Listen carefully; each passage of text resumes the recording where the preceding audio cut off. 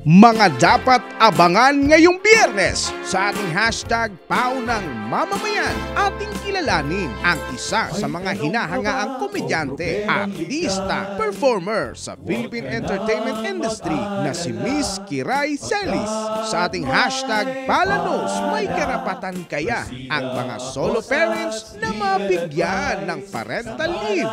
Chief Acosta patuloy ang maalab na pakikisa sa Love for All program ng ating First Lady Liza Araneta Marcos at maging sa ginanap na Bagong Pilipinas Serbisyo Fair ni House Speaker Martin Romualdez na magkasunod na ginanap sa Davao del Norte. Magkasunod ng medical, dental, optical at legal jail visitation and decongestion program ng Public Attorney's Office.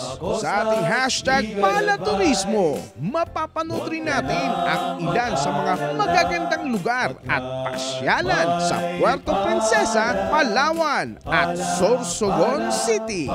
Ikaw ba ay may problemang legal? May katanungan o nais maliwanagan patungkol sa kung ano ang sinasabi ng ating batas? Nais malaman ang kasalukuyan at ang mga mahalagang pangyayari at isyu ng lipunan? Mga kababayan, para po sa inyo ang programang ito. Sa Persida Acosta's Legal Advice, sagot namin kayo!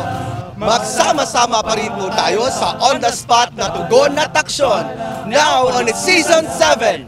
Libre at walang bayad. Hashtag Pala!